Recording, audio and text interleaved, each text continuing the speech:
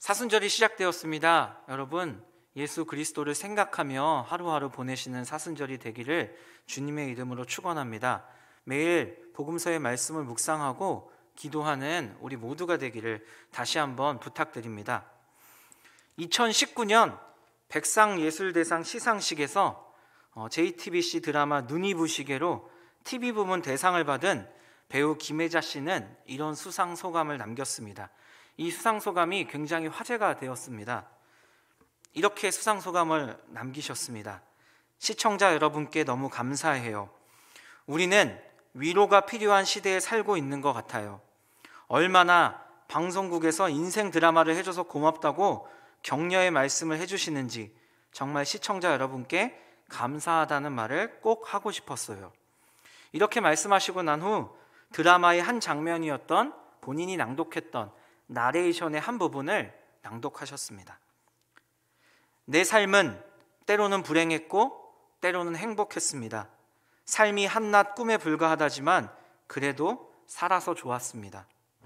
새벽에 쨍한 차가운 공기, 꽃이 피기 전 부는 달콤한 바람, 해질 무렵 우러나오는 노을의 냄새, 어느 한 가지 눈부시지 않은 날이 없었습니다. 지금 삶이 힘든 당신은 이 모든 것을 매일 누릴 자격이 있습니다. 지금 삶이 힘든 당신, 이 세상에 태어난 이상 이 모든 걸 매일 누릴 자격이 있습니다. 후회만 가득한 과거와 불안하기만 한 미래, 그것 때문에 지금을 망치지 마세요. 오늘을 살아가세요. 눈이 부시게 당신은 그럴 자격이 있습니다. 김혜자 씨의 이 수상 소감을 현장에서 들은 많은 연예인들이 눈물을 흘렸습니다. 진심을 담은 선배의 수상 소감이 같은 배우의 길을, 같은 연예인의 길을 가는 후배들의 마음을 올렸기 때문입니다. 아마 같은 그 길을 가는 사람들에게 큰 위로가 되었던 것 같습니다. 물론 시청자들의 반응도 뜨거웠습니다.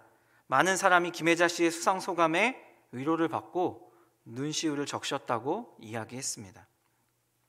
한 배우의 수상 소감이 이렇게 많은 이들을 위로하고 자신도 모르게 눈물 흘리게 하는 이유, 그 이유는 무엇일까요?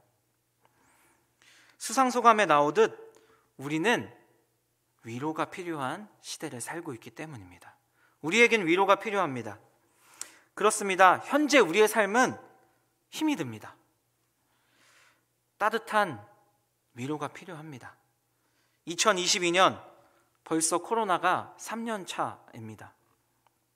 우리는 많은 일상의 소중함을 잃어버린 채 우울하게 이 마스크 안에 세상을 살고 있습니다.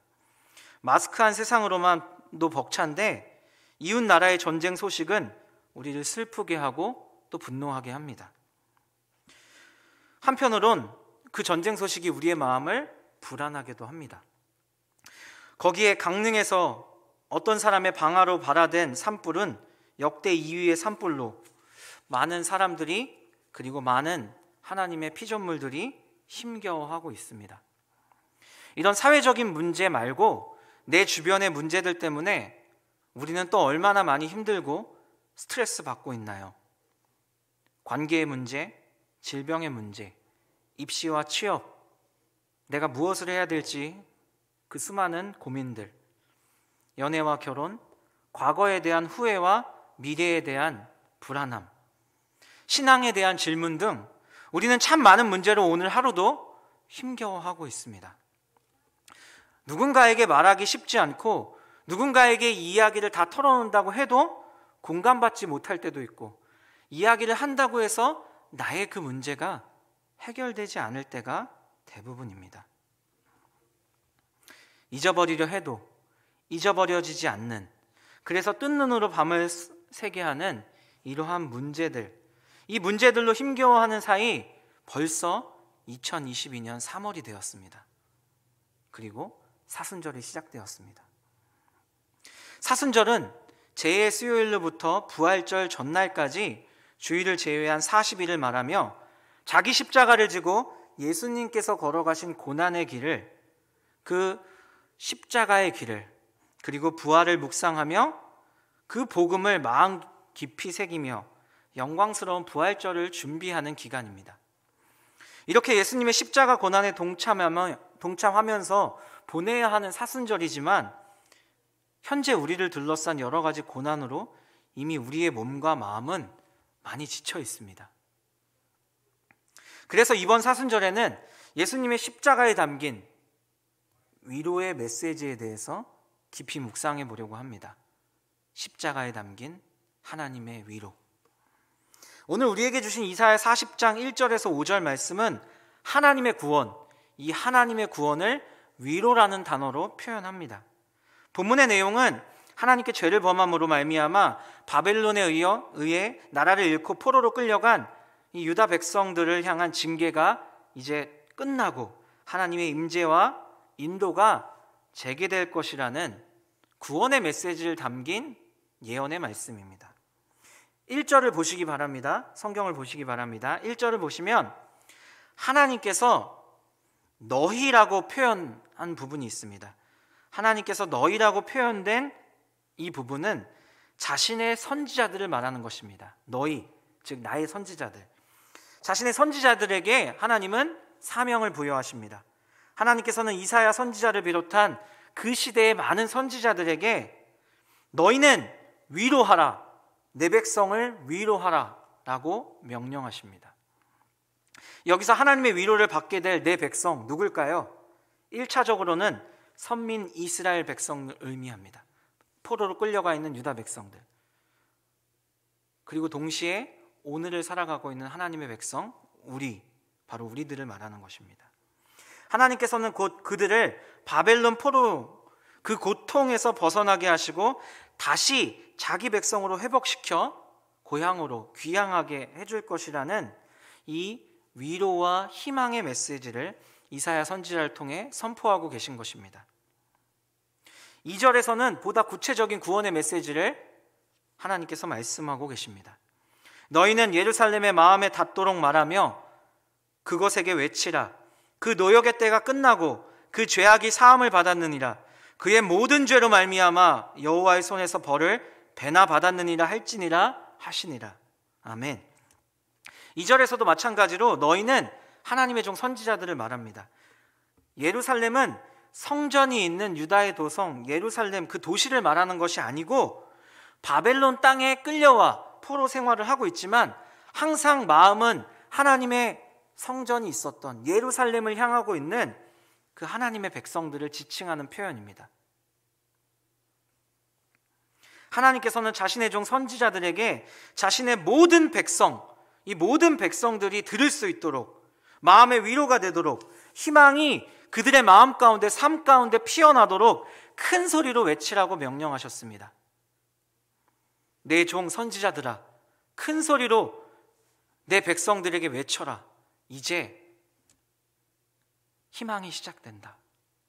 내가 너희와 다시 함께 할 것이다. 외치라고 명령하신 것입니다. 이제 고통의 때가 끝나고 너희 죄악이 사함을 받았고 너희의 죄로 인한 벌을 이미 받을 만큼 받았으니 이제 내가 너희를 회복시켜 줄 것이다.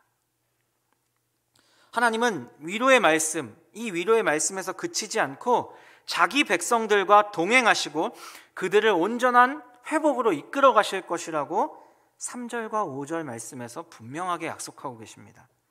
외치는 자의 소리여 이르되 너희는 광야에서 여호와의 길을 예비하라.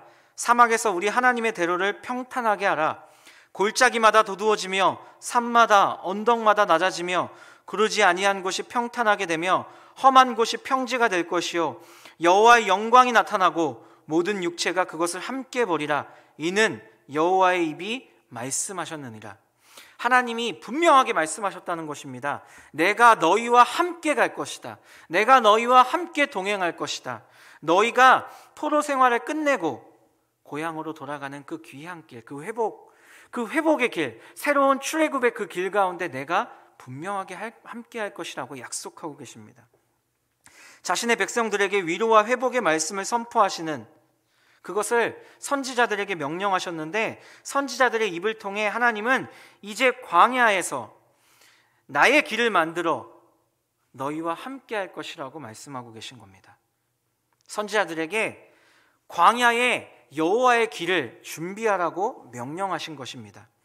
여기서 여호와의 길은 여호와께서 만드신 길이란 의미와 더불어서 여호와께서 걸으시는 길이란 의미로 이해할 수 있습니다. 이 본절에서는 이 바벨론 포로에서 해방되어 고국으로 귀환하는 하나님의 백성들과 함께 돌아오시는 여호와 하나님께서 걸으시는 길을 의미합니다. 바벨론에서 예루살렘으로 가는 그 사막길 가운데 하나님이 하나님의 길을 내셔서 이스라엘 백성들을 손수 이끌고 돌아오시겠다는 그 회복을 약속하시는 말씀입니다. 무엇이 생각나나요? 마치 출애굽 사건 때 온갖 어려움을 하나님께서 해결해 주시고 홍해를 가르시고 가나안 땅으로 이끌으셨던 그 장면처럼 이제 포로된 이 백성을 귀향시키시는데 내가 함께 하겠다고 약속하신 것입니다. 하나님의 백성들이 바벨론으로부터 해방되어 고국으로 돌아올 때 지나가게 될 사막에 대로가 뚫리게 되는 것이며 하나님과 하나님의 백성들의 안전하고 빠른 귀환을 위해 그들을 막는 장애물들이 마치 골짜기와 언덕, 산이 그리고 고르지 않은 곳이 이동하기 편하게 도두어지며 낮아지며 평탄하게 되고 평지가 될 것이라는 놀라운 예언의 말씀입니다. 너희가 회복되어 이제 고국으로 돌아가는 그 모든 장애물들, 너희를 가로막고 있는 모든 장애물들을 내가 해결해 줄 것이다 라는 하나님의 약속의 말씀인 것입니다. 이 놀라운 일들을 통해 하나님의 영광이 나타나게 될 것이고 모든 사람이 하나님께서 하시는 그 놀라운 일들을 보게 될 것이라고 이사야 선지자는 선포하고 있습니다. 마치 출애굽 사건 때 하나님께서 자신의 백성들의 탈출을 가로막는 애굽을 심판하신 것처럼 홍해를 마른 땅으로 바꾸셔서 건너게 하신 것처럼 이번에도 자신의 백성들을 안전하게 고국으로 돌아가도록 온갖 어려움을 제거하고 빠르게 이동할 수 있는 대로를 만들어 이동시키며 내가 그들과 함께 하겠다고 하나님께서 약속하고 계신 것입니다. 그리고 이 말씀, 이 예언의 말씀처럼 진짜 역사적으로 고레스 왕 원년에 포로된 하나님의 백성들은 고국으로 귀환하게 됩니다. 이사야 선지자를 통한 하나님의 위로의 메시지는 진실된 회복과 기쁨으로 하나님에 의해 성취되었습니다. 하나님은 우리를 기억하시고 돌보시고 약속을 성취하시며 우리를 구원하시는 하나님이 되심을 여러분 믿으셔야 합니다.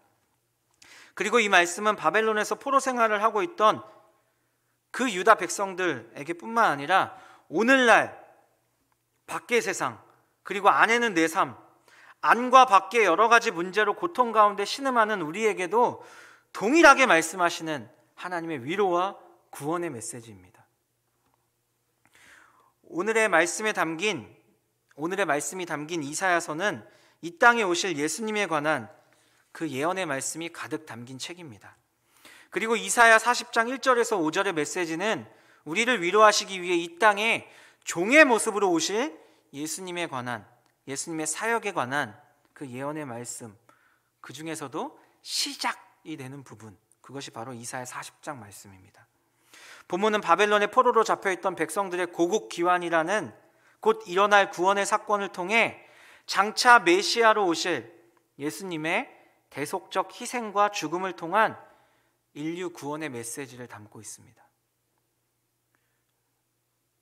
지금 당장은 바벨론 땅에 포로로 잡혀 있는 내 백성을 구원하기 위한 메시지지만 이 메시지가 결국은 이 세상을 구원하는 하나님의 구원 메시지라는 것입니다.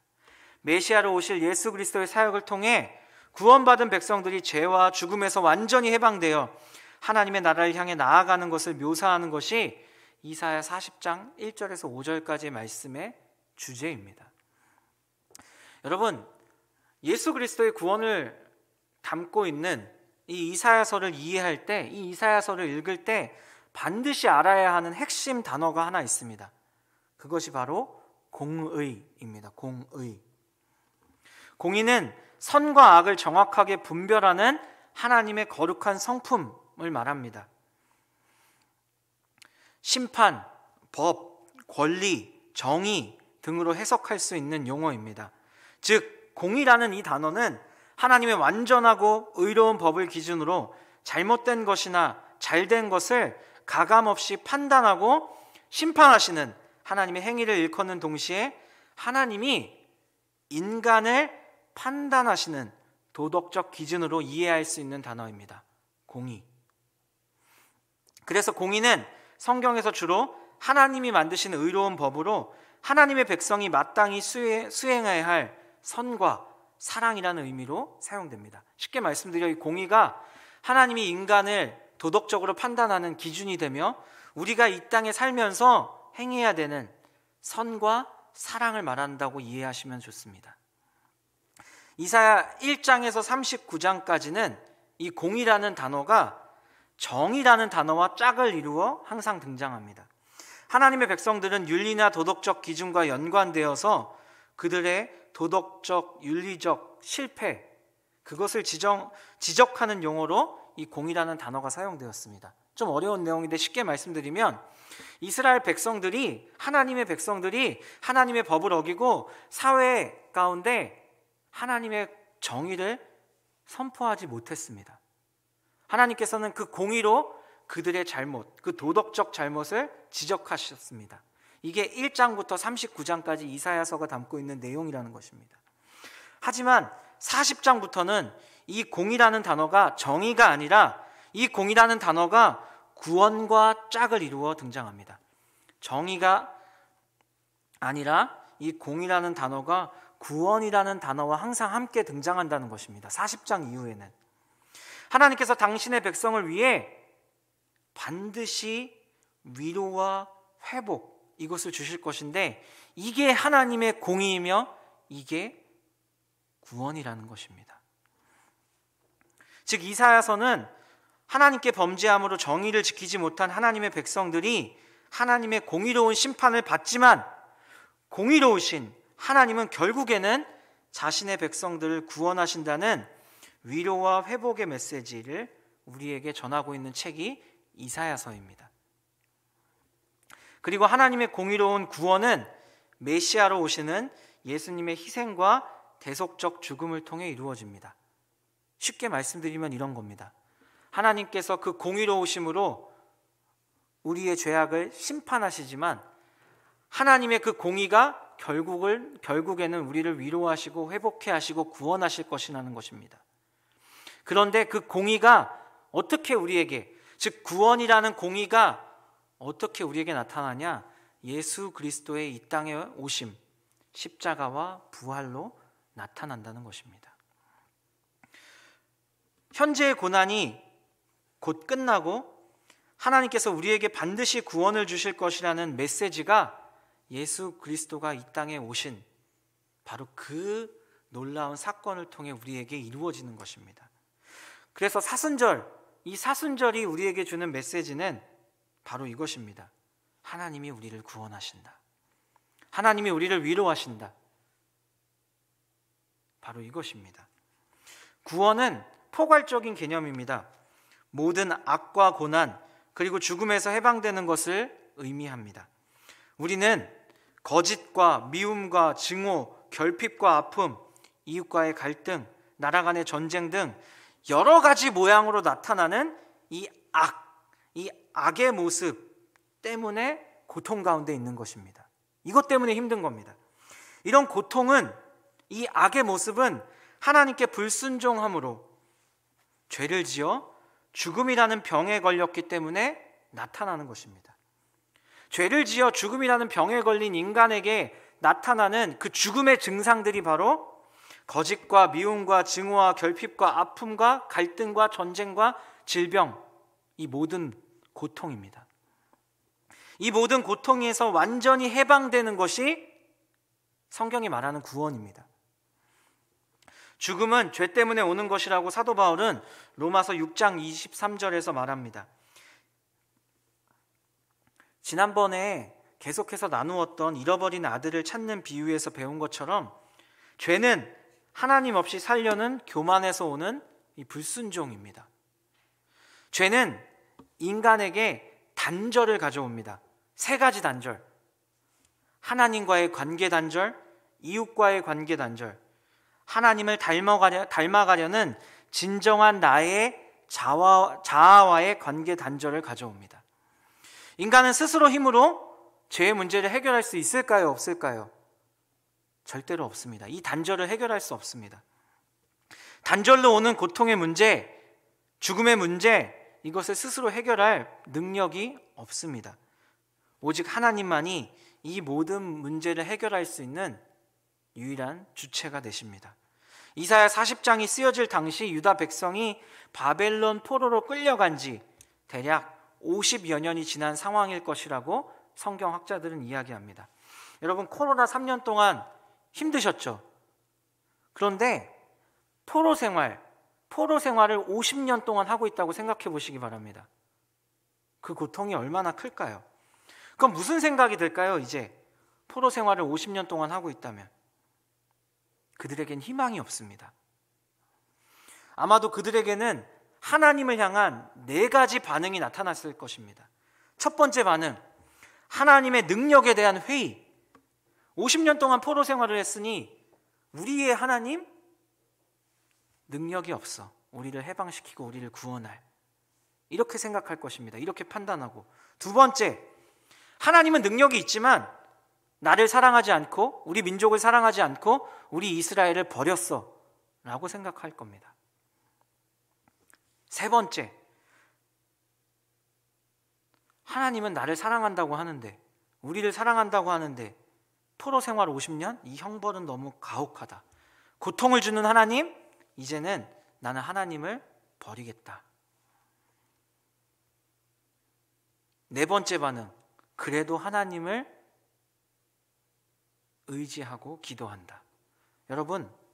여러분이라면 어떤 반응을 보이시겠습니까? 여러분의 인생에 찾아오는 여러 가지 문제들, 그 문제들을 놓고 여러분은 어떤 반응을 보이고 계십니까? 하나님의 능력에 대한 회의? 하나님의 능력은 믿지만 나를 사랑하지 않으셔? 하나님은 나와 상관없어. 왜? 나에게 이러한 어려움을 주니까. 다 하나님 때문이야. 아니야, 그래도 하나님께서 나를 돕고 계셔. 나를 사랑하시니까 언젠가 하나님의 때에 하나님께서 나를 구원하실 거야. 도와주실 거야. 인생의 문제를 놓고 여러분 어떤 반응을 보이고 계십니까?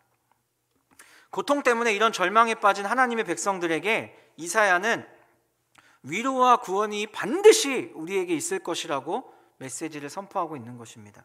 우리는 스스로를 구원할 수는 없지만 능력의 하나님을 의지할 수는 있습니다. 능력의 하나님께서 직접 나서서 우리를 구원할 것이라는 말씀이 이사야 40장 1절에서 5절 말씀이고, 그 말씀이 예수 그리스도의 이 땅에 오심으로 성취된 것입니다.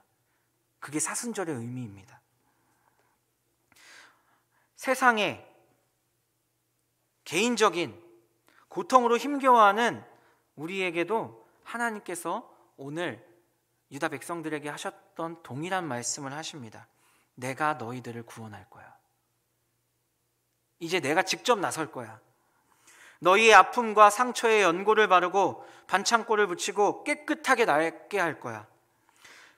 그 방법, 고치시고 싸매시고 치유하시는 하나님의 방법이 바로 예수 그리스도를 우리 가운데 보내신 것입니다. 나의 구원을 이룰, 너의 구원을 이룰 예수님을 믿고 내 아들을 믿고 그의 가르침을 따라 살면, 예수님의 가르침을 따라 살면 너희는 구원받을 수 있어. 하나님은 분명하게 우리에게 약속하셨습니다. 홍해를 가르시고 반석에서 생수를 나게 하시며 역사의 주관자들을 자신의 종으로 삼고 자신의 뜻대로 역사를 주관하시는 하나님께 불가능은 없습니다. 코로나, 전쟁, 사람들과의 갈등, 관계의 문제, 질병의 문제, 입시와 취업, 결혼, 그리고 신앙의 문제, 내 자존감의 문제, 그 어떤 문제도 하나님께서 해결하지 못하실 문제는 하나도 없습니다. 여러분, 이걸 믿으셔야 합니다. 단지 우리가 하나님을 믿지 못하기 때문에 우리는 여전히 고통 가운데 있는 겁니다. 하나님을 신뢰하지 않기 때문입니다. 단지 우리의 생각과 하나님의 생각, 우리의 방법과 하나님의 방법, 우리의 시기와 우리가 생각하는 그 시기가 하나님이 생각하는 시기와 다를 뿐, 하나님께서는 우리와 함께 하시고 우리의 문제를 가지고 우리가 하나님께 나아갈 때, 예수 그리스도의 이름으로 나아갈 때 하나님께서는 우리의 간구를 들으시고 신음소리를 들으시고 위로하시고 내 마음과 생각, 내 주변의 환경을 바꾸시며 힘을 주시고 지혜를 주셔서 도울 사람을 주셔서 방법을 찾게 하시고 우리에게 있는 고통의 문제들을 회복해 하시고 구원을 이루시는 놀라운 하나님이심을 여러분 믿으셔야 합니다. 예수님은 우리의 죄 때문에 생긴 이 죽음과 죽음의 증상인 세상의 모든 고통을 해결해 주시기 위해 죽음과 고통의 땅으로, 죽음과 고통의 몸을 가진 인간의 모습으로 우리를 찾아오셨습니다. 연약한 인간의 모습으로 같은 고통과 죽음을 경험하시고 공감하시기 위해 오셨습니다. 하지만 거기서 그치지 않고 죽음을 이기시고 부활하셔서 우리를 영원한 구원 가운데로 인도하셨습니다. 우리는 성경을 통해 우리에게 선포된 예수님을 통한 하나님의 이 구원 사건을 믿고 의지하며 살아가면 됩니다. 고통 가운데 나와 함께 하시는 하나님을 신뢰하면 고통, 우리의 삶의 문제, 이것을 이기고 담대하게, 당당하게 맞설 수 있습니다. 그리고 우리를 구원하신다는 이 구원의 소식을 여전히 고통 가운데 힘겨워하는 내 주변의 많은 사람들에게 전해줄 때 우리는 하나님이 일하심을 또한 볼 수 있습니다. 이것이 예수님을 믿는 우리가 삶의 고통에서 벗어나 구원받을 수 있는 유일한 방법입니다. 하나님을 의지하고 하나님의 그 구원을 경험하고 그 구원의 기쁜 소식을 다른 사람들에게 전하는 것, 이게 우리의 삶의 문제, 세상의 문제를 해결할 수 있는 유일한 방법입니다. 그런데 우리는 다른 방법을 찾습니다. 사람을 찾고 사람을 의지하고 물질을 찾고 물질을 의지하고 다른 신을 의지하며 자기 자신을 의지합니다. 여러분, 이러시면 안 됩니다. 구원은 오직 예수님을 통해 하나님께로부터만 가능합니다. 하나님은 오늘도 나와 우리들, 자신의 자녀들의 작은 신음소리에도 귀 기울이시고 응답하고 계십니다. 세상의 모든 피조물의 고통에 침묵하지 않으십니다. 여러분의 삶이 지금 힘겨우십니까? 여러 가지 문제들로 고민하고 계십니까? 그럼 하나님을 찾으시기 바랍니다. 여러분, 기도할 수 있습니다. 하나님을 아버지라 부를 수 있습니다. 그 하나님 아버지가 우리의 기도를 듣고 계십니다.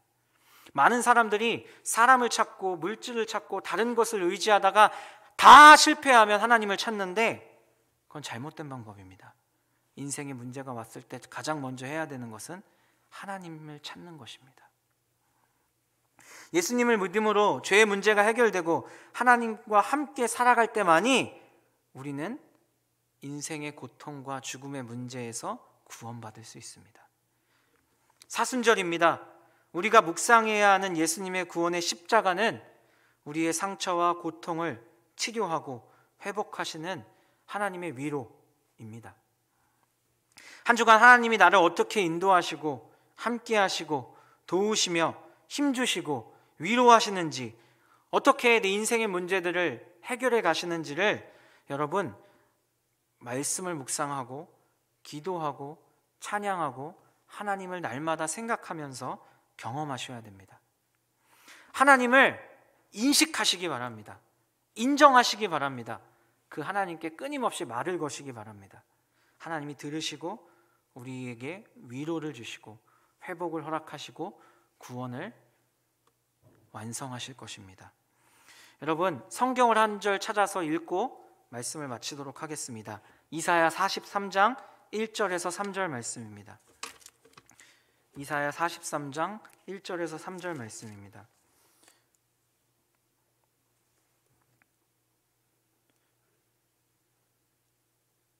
하나님께서는 우리를 이렇게 위로하시고 이렇게 사랑하시고 구원하십니다. 이사야 43장 1절에서 3절 말씀을 함께 읽겠습니다. 시작. 야곱아, 너를 창조하신 여호와께서 지금 말씀하시느니라.